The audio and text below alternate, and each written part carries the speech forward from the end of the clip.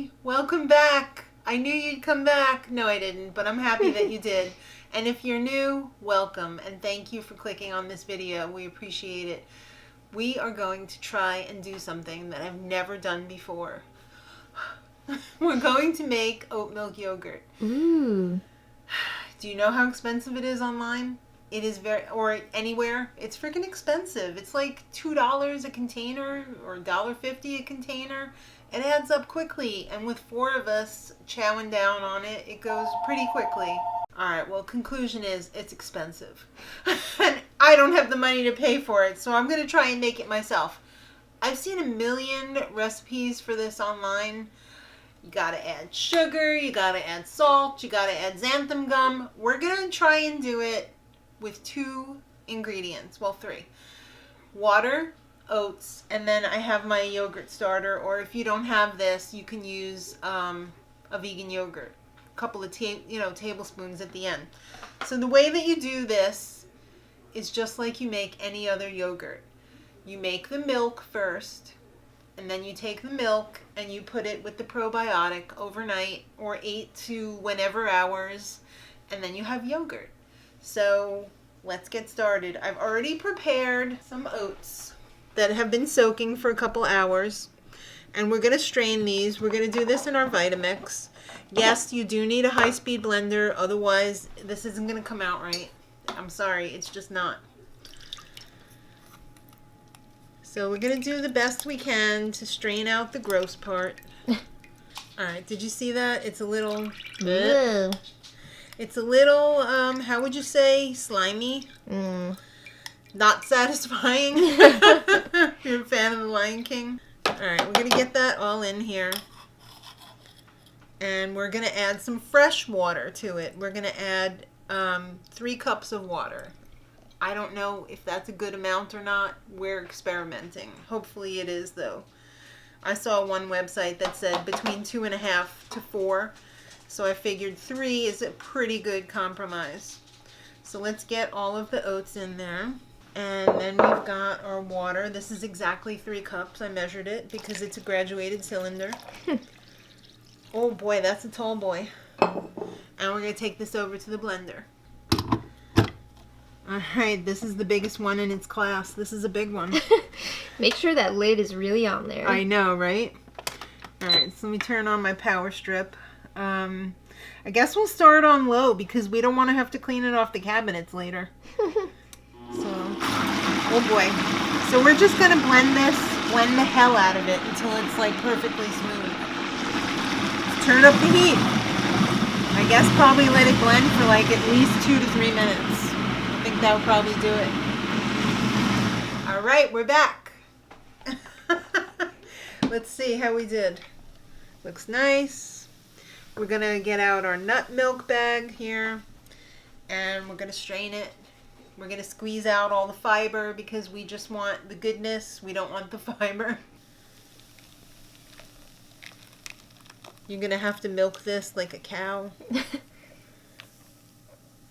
You can see it's pretty creamy. There's probably not going to be too much to squeeze out, which is good because I hate doing that. It's creepy. It is creepy. So let's make sure we use our rope because we don't want it to spill all over the place. Not too bad. No, it's pretty good. It's a little warm, kind of weird. All right. And now, after we squeeze this out, we're going to put it back in the blender. And this is where you could go and do this on the stove. But I don't want to wash the pan. The blender's already dirty. And I want to really check out my Vitamix because I just got this a couple weeks ago. And I'm going to raise it to like hot in the Vitamix. But you could cook it on the stove as well. The heat is what's going to make it nice and thick, like a Greek yogurt. And the culture is what's going to give it that tang and probiotic-y. So, as my dog drinks, we'll also pour this back into the Vitamix. I already rinsed it out. just to get all that grit out that was in there, in case there was any. So now we're going to heat it up so that it gets thick. It might take 5 minutes, so we'll check back after we got this going.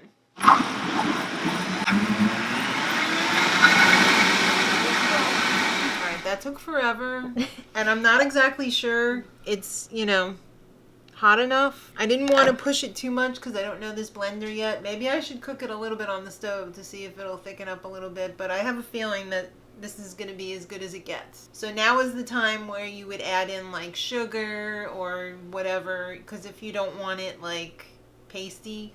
But I'm going to do this as like a fruit yogurt, so I'm going to mix fruit with it later on after it turns into yogurt.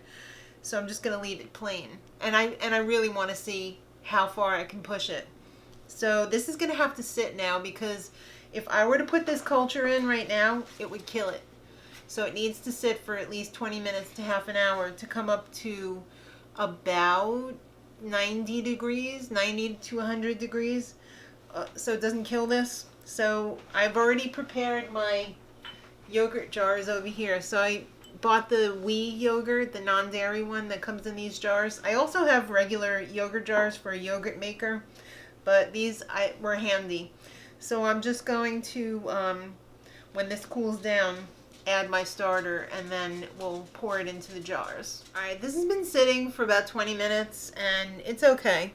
You can see it's a little thick. I would say if you want it really thick, use less water. So instead of 3 cups, maybe 2 cups. But I'm going to put the culture in. I remembered how much I hate oatmeal and how pasty it tastes. So I put in some sugar. I put in 3 tablespoons of cane sugar. But you can use coconut sugar, or you could even use stevia if you want. There's no rules here. Do what you want. It's not going to affect the outcome in any way. Actually, having the sugar in there might help a little bit because this feeds off of sugar. So here goes nothing. Well, that's not true. There goes the culture. So we're going to give this a good stir. And then we're going to pour it into our little yogurt cups. You don't have to do this in individual yogurt cups. I think it's fun to do it like that, because then I just take out a little cup and put my granola on it or whatnot, or pour it over my granola. You could actually just do it in the Instant Pot, loosey-goosey. You could do it in a jar, sit it somewhere warm, like next to the microwave or on top of the refrigerator. Anywhere where it's going to be able to incubate. So here we go. Oh, that's so fun. So I'm going to fill all of these up and put them into my clean Instant Pot. I don't think I need to tell you this, but I will anyway. Make sure everything is super clean, because we're talking about bacteria here. It's got to, it's not refrigerated. It's going to ferment, so you're going to want this to be super clean. So just fill up all your receptacles, and then we're going to go over to the Instant Pot. Alright, so I got 6 wee-sized yogurt glass jars out of it. So we're going to go over to the Instant Pot. Turn my power strip on. Alright, we're going to seal this. Did I ever use this before? No. That's a lie.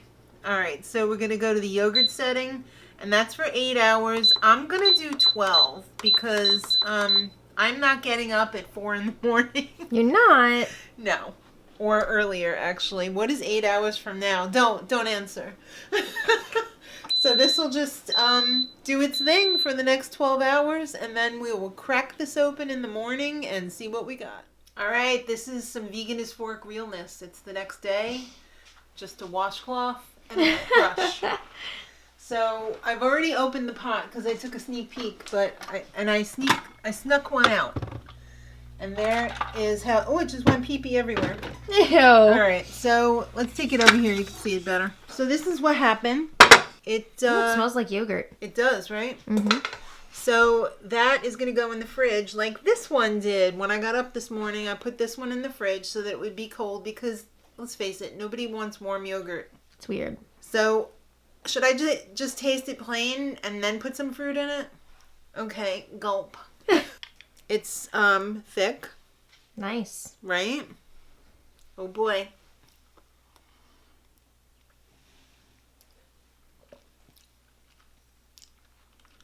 Okay.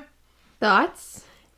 Delicious. Oh, okay. Because you got me a Yeah. little worried there with that reaction. Well, it had like a little skin on the top, like a pudding. So that kind of turned me off for a minute, but when I got to the bottom part, it was good. Okay. I'm going to put a little organic raspberry preserves on the top. I like this one because it has more actual raspberries in it than sugar. That's a plus. So I just put like a little bit.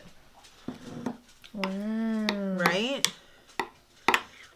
I like it mixed up a little bit. I would definitely have this with like granola or something. Mm-hmm. Let's see what we got. Oh yeah. Nice. I know what I'm having for breakfast. So would you make this again? Absolutely. The thing that I would change though, I wouldn't screw around with the Vitamix. I would just throw it into a pan on the stove, cook it on there, let it cool, then continue Good as to know. planned. Yeah. And then drink your water. Yeah. So I hope you guys try this. It's so delicious and so cheap. So much more cheaper than buying it at the store.